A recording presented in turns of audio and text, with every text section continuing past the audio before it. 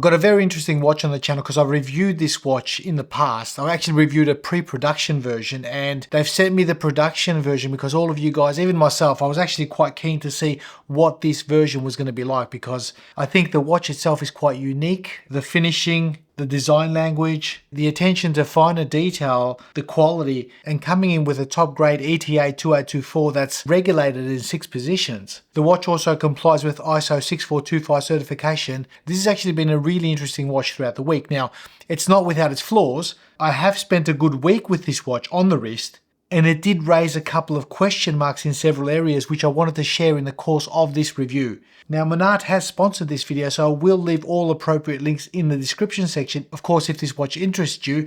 But I really want to share my thoughts on this watch because I like it. I really do, but, and there's a big but there, the watch did raise a couple of question marks for me throughout the week, and I'll share all that in the course of this review. Now, if we look at the specs of the watch, they have not changed. I still measure dimensions at 41.5 at the case with a lug to lug of 47.5. The case height is 11.6 and a lug width of 20. The crown is a 7.5mm signed screw down crown. The watch offers 300 meters of water resistance as well as being ISO 6425 compliant. And the total weight on the bracelet, I measure exactly 163 grams, size to my 18cm wrist. Now, looking at the overhead of the watch, I did say that it's a 41.5mm diameter, and that's at the case, whereas the bezel comes in at 40.5. Now, that height at 11.6 has been a real comfort, and the balance also on that bracelet has been quite good. But for me personally, the hero of this watch is that dial. The gear shape pattern, the finer attention to detail. It's CNC machined and the detail is exceptional. It's not done by hand because if this was a handmade dial, I tell you what, it costs a fortune. But the quality is great, the applied logo and the way the handset catches the light alongside those applied indexes, this is a really attractive dial to look at throughout the day. You'll also notice the date wheel at the 6 is framed and the legibility through that window has also been fine.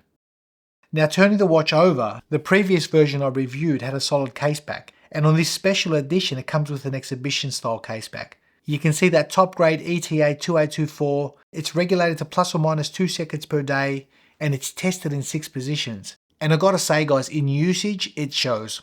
I've been wearing this watch and the accuracy has been bang on. It's pretty impressive.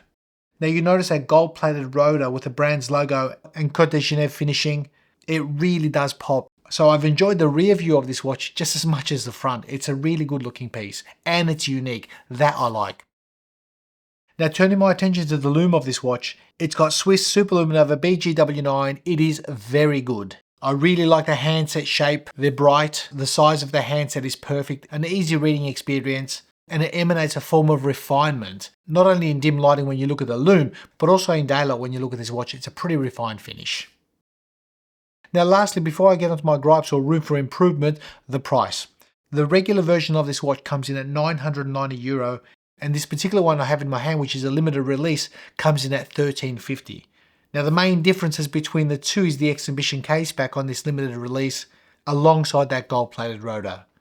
And both watches come with a pretty decent case, high gloss black lacquered case, which is neither here nor there, but if you're paying extra money for a watch box like this, I think I personally rather would have saved the cash. Now all that said, what are my gripes or room for improvement of this watch? And first and foremost, that bezel. I did say that this watch is actually, the bezel itself is smaller than the case. The case is 41.5 and the bezel is 40.5. So there's a millimeter difference, but the grip is fantastic. As you can hear, I can grip that no issues whatsoever, but the bezel itself doesn't line up. If you go exactly to the 12 o'clock marker, it is ever so slightly off. And if you're a stickler like me, that could bug the living daylights out of you. So just mentioning that for you guys to know. Next, let's talk about that bracelet. The clasp has been completely redesigned and I think they've done a great job here. However, personally, I've not been able to find a comfort point on this watch. That's why I've been wearing it on a leather strap and a rubber strap throughout the week. Because of the expansion of my wrist, I feel that this bracelet really could have benefited from half links.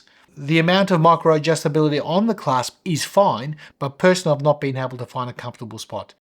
Now in the watch's defense, it is summer here in Melbourne and the wrist does expand and contract considerably, well my wrist does anyway, so I'm happy to sort of forgive that for now, but I also would have really liked a larger taper on that bracelet. 20 to 18 is okay, but 20 to 16 really would have set this off and I think a more comfortable experience underneath that wrist as well.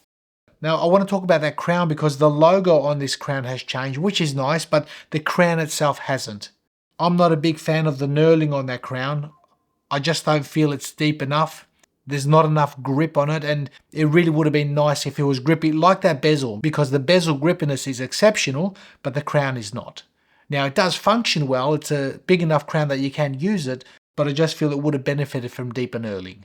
Next, this particular version is limited to only 50 units, and having had both watches in the hand, I can tell you I do prefer this one. It does look great. It really does. Looking at the back, looking at the visuals on that top grade ETA movement alongside with the gold plated rotor, it has been a delight to the eyes. And to be honest, the total thickness of this watch has only increased from 11.5 to 11.6 by having that display case back. But limiting this watch to only 50 pieces, gee, that's a real bummer. And obviously that price, coming in at €13.50 is also a little bit steep on this limited edition. Potentially the regular version at €9.90 is a more attractive option. And lastly, I also feel that 163 grams on the bracelet, sized to my 18cm wrist, was a tad on the heavier side. That's one of the main reasons I decided to wear it on a rubber strap or leather strap, because I just found that the comfort factor, the joy, just went up logarithmically. So that's me.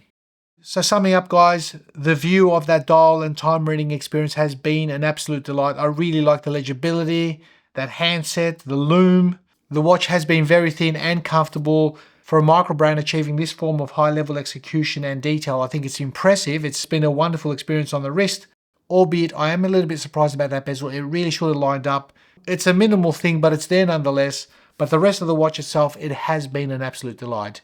So I hope you enjoyed that, guys. My take on this Monarte Squid Diver. It is the production version. I can see the improvements to the pre-production version. The detail, the finesse, the execution, and having that display case back has been more of a surprise than I actually expected, especially with that gold-plated rotor, which does catch the light and your attention at the same time. So hit me up in the comments. Let me know what you think of this watch. A nice, unique, fully spec'd out dive watch. Very dressy, while at the same time remaining fully functional, but also a little bit pricey. So be well, be safe, enjoy the rest of your day or evening, whichever part of the world you're in.